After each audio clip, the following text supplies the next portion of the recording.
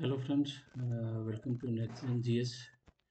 तो इस unedited session of the next gen GS का क्या मेन पर्पस है और हम लोग यहाँ पे क्या चीज़ आपको बताएंगे, क्या किस डायरेक्शन में, किस अप्रोच से, तो उसी के बारे में हम लोग आज डिस्कस करते हैं। देखिए, नेक्स्ट जेन जीएस का जो मेन पर्पस है कि हम आप लोगों को एक मतलब जीएस बताएंगे। जीएस के बारे में जनरल स्टडीज ये जो होगा बाइलिंगुअल होगा आपका। और इसका मेन जो पर्पस है कि हम आपको जीएस के जितने भी पार्ट्स होते हैं, जिसमें आपका हो गया history, polity, economy, geography, environment और जो भी जितना भी संभव हो सके उसको बताएंगे। लेकिन हम लोगों का जो मेन पर्पस है, हम एक नए अप्रोच के साथ आपको बताएंगे। जैसे कि अब और ये जो जीएस होगा, आप मेनली आप पीसीएस के लेवल पे आप इसे यूज़ कर सकते हैं और उसके बियॉन्ड भी आप इसमें जा सकते हैं। वो डिपेंड करता है आपके अंडरस्टैंडिंग के ऊपर। लेकिन इसका अप्रोच अलग होगा, अप्रोच अलग है इस सेंस में होगा। वो मैं दो चार आपको एग्जांपल देके बताना चाहूँगा। जैसे कि देखिए, जब हम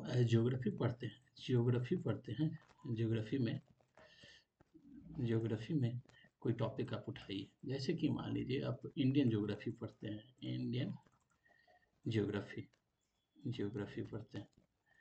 तो इंडियन ज्योग्राफी के अंदर ये हो गया आपका इंडिया का मैप हुआ।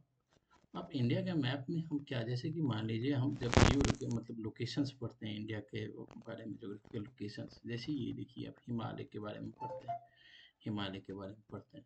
तो हम इसमें आके देखते हैं, जब भाई हिमालय के अंदर जो है एक ग्रेट हिमालय हो गया, ग्रेट हिमालय, मिडिल हिमालय, शिवालिक शिवालिक और ये ट्रांस हिमालय। ठीक। तो जब हम इस हिमालय के बारे में पढ़ते हैं तो हम यहाँ पे हमारा जो अप्रोच होगा, हम आपको यहाँ पे फिजिकल ज्योग्राफी उसको भी साथ में जोड़ के ही चलेंगे, चलेंगे। जैसे कि मान लीजिए हिमालय का उद्भव कैसे हुआ, इवोल्यूशंस कैसे इसका हुआ। तो उसके लिए हम क्या पढ़ते हैं, प्लेट टेक्टोनिक। तो हम यहाँ पे प्लेट टेक्टोनिक की चर्चा करेंगे, जिसमें बताएंगे कि भाई ये प्लेट है, दूसरा प्लेट इससे टकराया दोनों के बीच में, तो इस टकराने से क्या हुआ, इस तरह का स्ट्रक्चर डेवलप हुआ। ये है, दिस इज द हिमालय। ये हम बताएंगे। फिर देखेंगे, जैसे ये प्लेट है तो भाई प्लेट टकराया क्यों, इसके पीछे कौन सा फोर्स काम करता है। तो उसके लिए हमें क्या जानने की जरूरत होगी, इंटरनल स्ट्रक्चर ऑफ अर्थ। सो हम केवल एक चीज़ नहीं जान भाई, उस एक चीज़ के पीछे की क्या कहानी है, क्या स्टोरी है, उसको जानना जरूरी होगा। तभी आप उस चीज़ के प्रति, उस पर्टिकुलर टॉपिक को आप अंडरस्टैंड कर पाएंगे। अदरवाइज नहीं, ऐसे नहीं हो पाएगा, समझ गए। ऊपर ऊपर से यदि आप पीसीएस का भी आप स्टैंडर्ड यदि आप देखोगे तो पीसीएस का भी स्टैंडर्ड बढ़ रहा है। तो उसमें आपको किसी भी टॉपिक को आप ये केवल जो पॉपुलरिज्म टीचिंग आजकल इंडिया में बहुत चल रहा है, उस लेवल पे जाके आप नहीं कर सकते। क्योंकि जो भी एग्जामिनर है या जो कमीशन है वो भी देख रहा है कि भाई पॉपुलर या ये लुसेंट वुसेंट ये सब अब उतना रेलेवेंट रहा नहीं।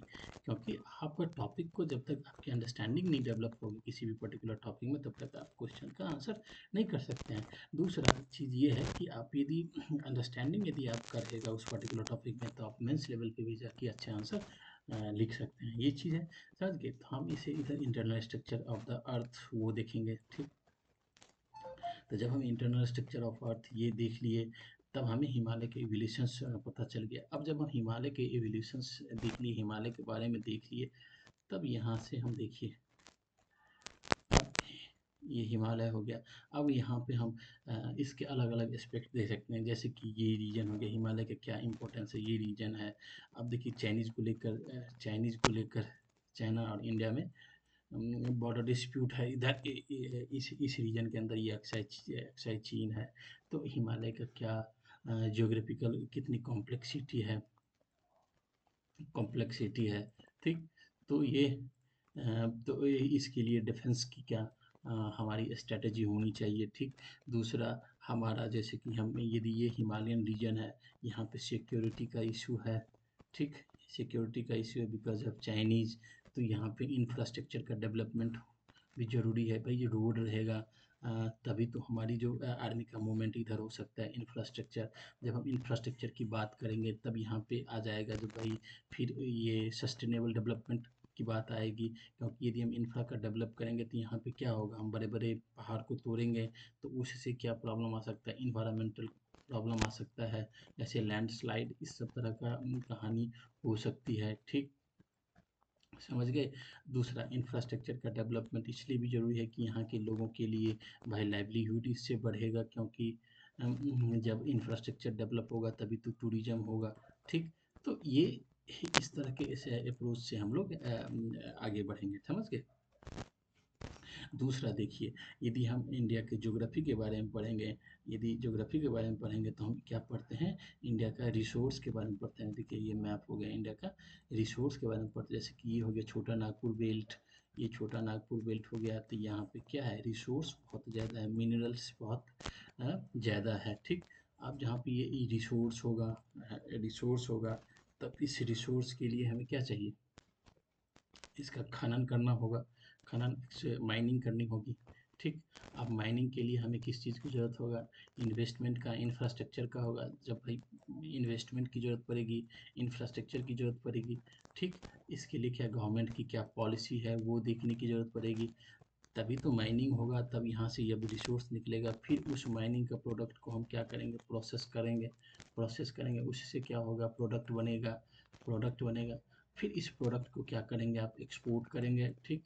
तो यहाँ से फिर आ जाता है आपका फॉरेन रिलेशन स्टार्ट हो जाता है, जब भाई किस कंट्री में आप एक्सपोर्ट करेंगे। जैसे कि मान लीजिए यहाँ पे एल्युमिनियम है, एल्युमिनियम की कंपनी आप लगाने की कोशिश करें, उसके लिए क्या क्या रॉ मटेरियल की ज़रूरत पड़ेगी, वो यहाँ आप देख सकते हैं, ठीक।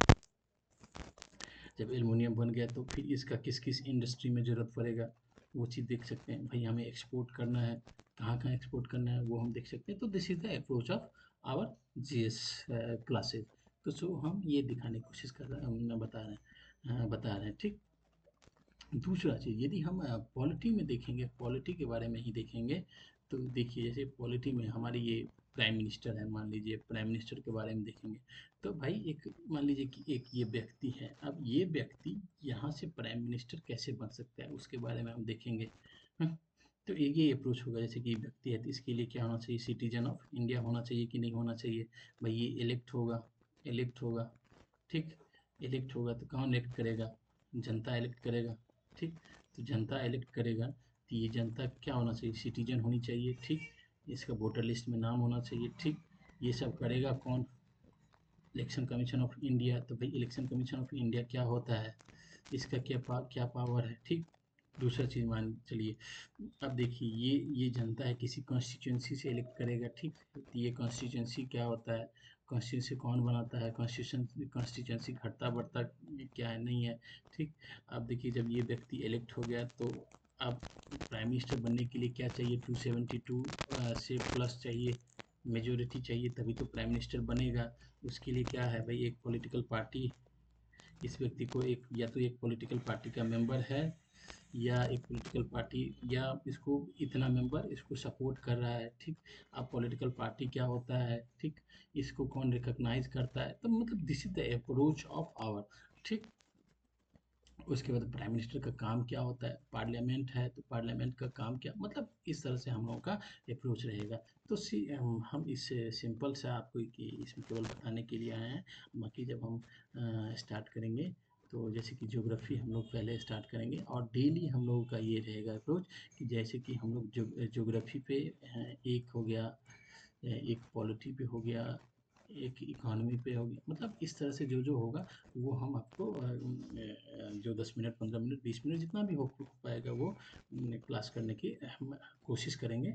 और उसके साथ साथ जो करंट से उसको हम जोड़ते आगे बढ़ेंगे। तो दिस इज़ आवर अप्रोच। सो आप इसके साथ, इस चैनल के साथ बने रहिए। इसको अच्छा लगे तो इसको आप लाइक कीजिए, सब्सक्राइब कीजिए, शेयर कीजिए। आप जितना इसको प्रमोट करेंगे, जितना आगे बढ़ाएँगे, उतना हम लोगों को भी मोटिवेशन मिलेगा, फिर हम लोग इसको और अच्छे से करने की कोशिश करेंगे। ठीक? Thank you.